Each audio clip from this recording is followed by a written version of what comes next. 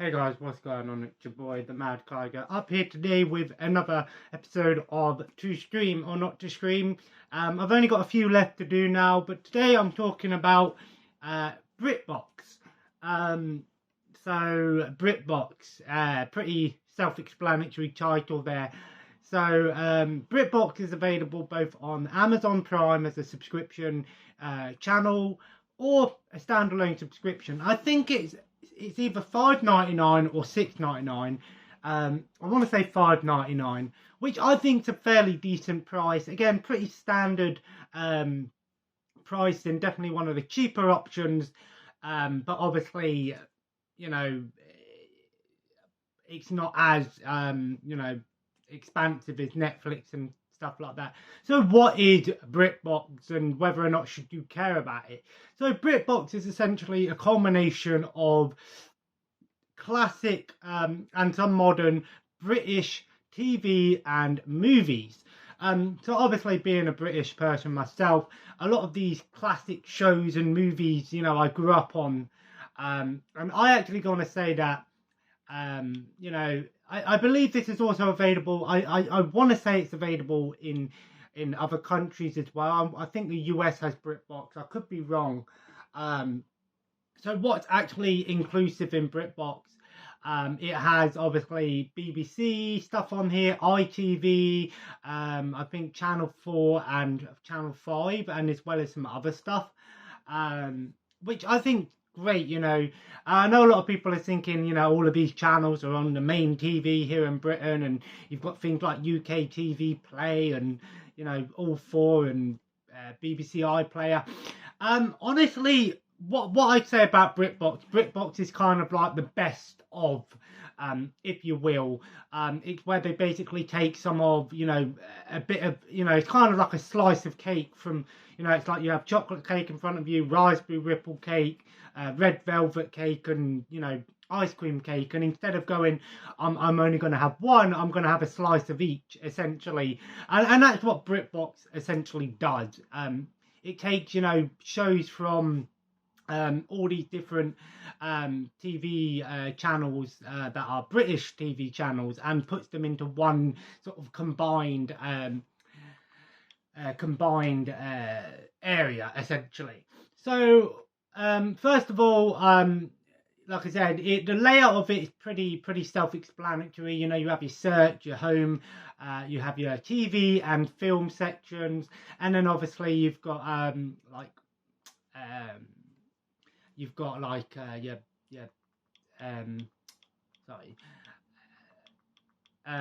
you've got all different sort of what do you call them, when they package things together, essentially. So you've got, old school TV shows, you've got live action TV shows. So you've got like drama, comedy, documentaries on here, reality TV, sci-fi and fantasy, crime stuff, old soaps, and of course, even some like kids, old school kids shows on here.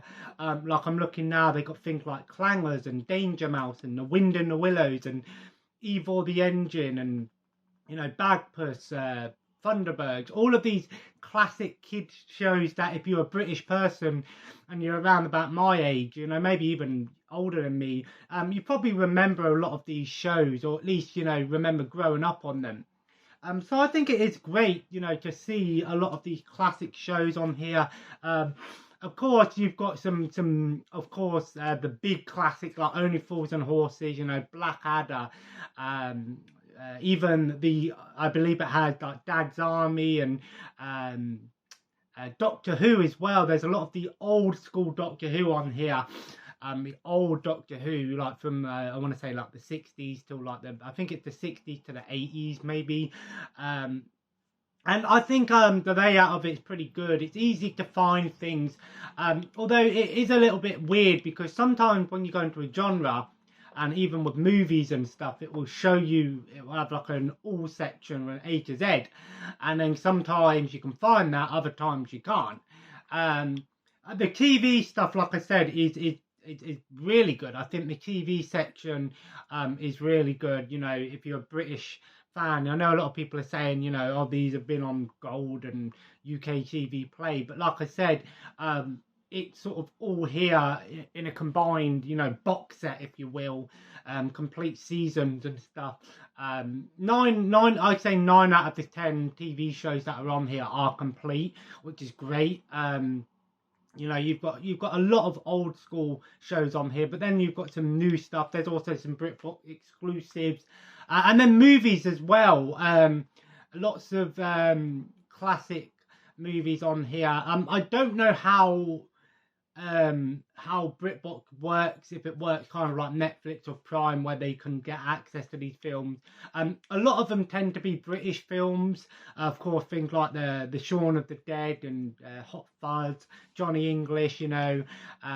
So lots of British films, but I believe there are some non-British films, because The Mummy's on here, and Van Helsing, The Descent as well, which I don't know if The Descent's British or not, but there's lots of old school films as well, and at the moment they seem to be getting quite a good amount of horror stuff as well coming in. Some classic like Hammer horrors on here, as well as some newer horror stuff.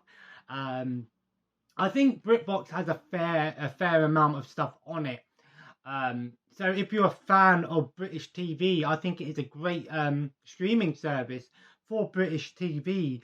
Like I said, you know, while I'd say about a majority of the stuff on here probably has had previous releases, like Only Fools and Horses, you know, Blackadder and stuff, there are some things on here that maybe don't have physical releases. Like I said, there's lots of old school British crime dramas and things like, you know, off the top of my head, there's like Vera, some Agatha Christie, like Poirot and Murder, She Wrote. They're quite good. They tend to get new stuff in. Like I want to say it's either every week or every 2 weeks. Some new stuff was just added today. I think like Snatch was added on there. Ice Cream Girls, The High Life. Not shows that I've heard. I have heard of Snatch, but the other ones I hadn't heard of. I think it's a good service. There are some issues with it. There have been times where sometimes one issue that I do have actually, and this is kind of an obscure one, is sometimes the specials aren't actually integrated into the actual the seasons. I know obviously that's not how they were released anyway. A special would be its own thing anyway, but one example, I was watching Allo Allo, and then it had 2 of the specials, and they weren't integrated where they actually fit in with the TV shows.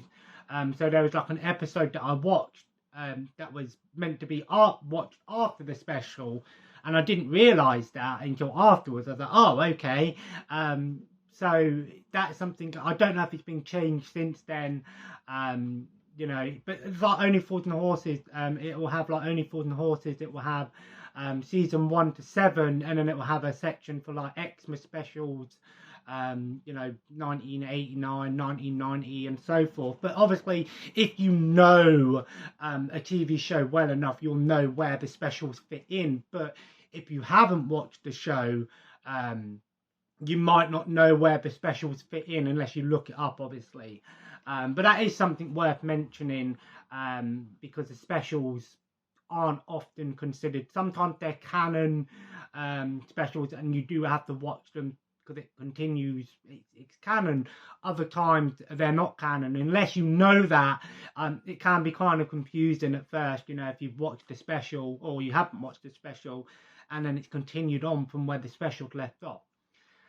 But I will say this, it's interesting because Red Dwarf was on Britbox, and then it was taken off Britbox. I think it was added to Amazon Prime. So I don't know how much Britbox has rights to these things, because I don't think Britbox owns the rights to any of these.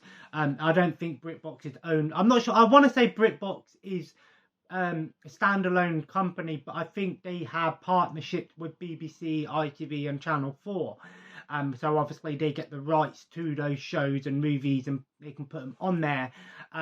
But like I said, BBC iPlayer has its own standalone thing. ITV Hub has its own standalone thing. Channel 4, All 4, My 5.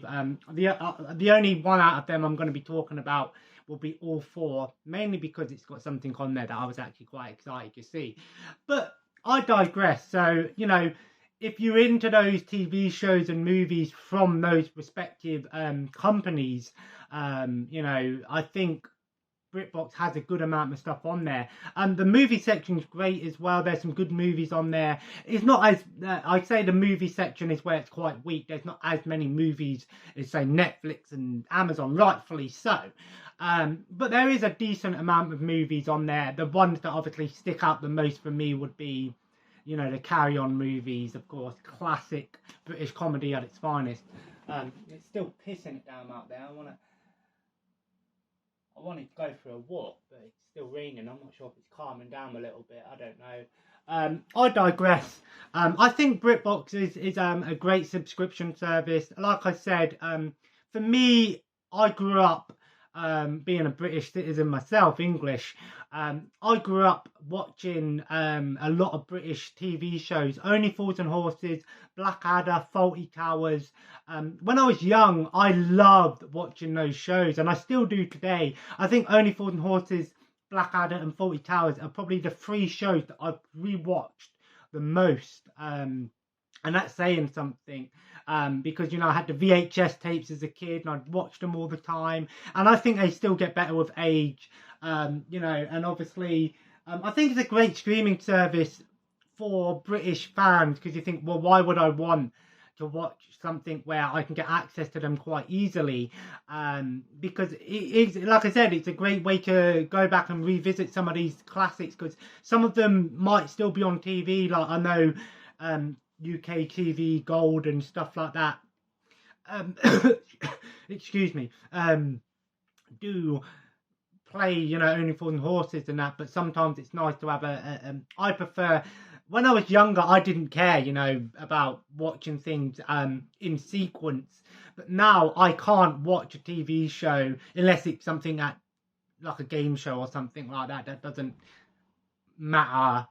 You know, I have to watch things from season 1 all the way through. I can't just jump in and go, I'm going to watch an episode from season 5 and then watch an episode from season 7, unless it's just like, you know, things like Family Guy, Simpsons and stuff like that. If it's on TV and I'm on holiday or something, or I'm in an area where I don't have access to, you know, my streaming services, you know, and it's just on cable TV or basic Freeview, then, you know, fine. But I digress. I think Britbox is a good subscription service. I haven't had many issues with it. There have been times where it does disconnect, and sometimes when you're if you're scrolling down too far, it won't show it, and it will sometimes reset itself, or sometimes won't load it, or but like I said, if you know what's on there and you know what you're looking for, it's quite straightforward. I've not come across too many issues. So for me, Britbox is a definite to stream. I think it's definitely great for... I don't want to say that it is available in other parts of the world, unless I truly believe that it is. I think it is, because I'm sure I've seen people in the US talk about it. If you can't get it actually in the US, you can do a VPN or something. But I think it is definitely great for British TV fans to live and relive their classic memories, and maybe experience a show that they missed out on, and go back to childhood and stuff like that. But for international fans, they'll get to experience some of our classic TV shows and maybe enjoy them. Although, I'll be honest with you, I think 90% of Americans... and don't quote me on this, but I think 90% of the people that I've spoken to who are American, and I've told them about shows like Only Fools and Horses and stuff like that, they've never heard of it. I think the only show that I think American people that I know talk about would be Red Dwarf and Fawlty Towers. They're the only 2 ones that I think were popular all around the world. So you know, they're the only 2 ones that I know people outside of the UK know quite well. But I digress. Britbox to me is a stream, definite thumbs up. I really enjoy it.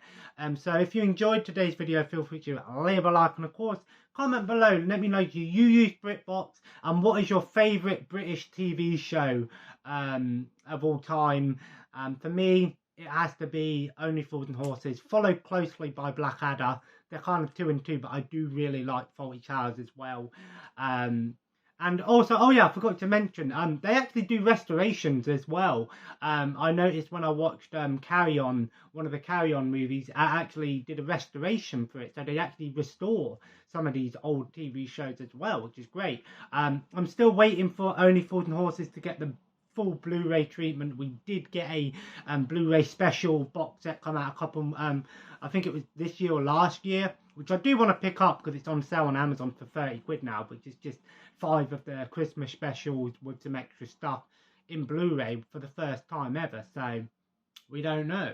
And as of course, guys, subscribe if you haven't already and join the family. Follow me on Twitter and Instagram at the Mad Tiger. I'm going to play some more Dragon Ball Z Kakarot tonight.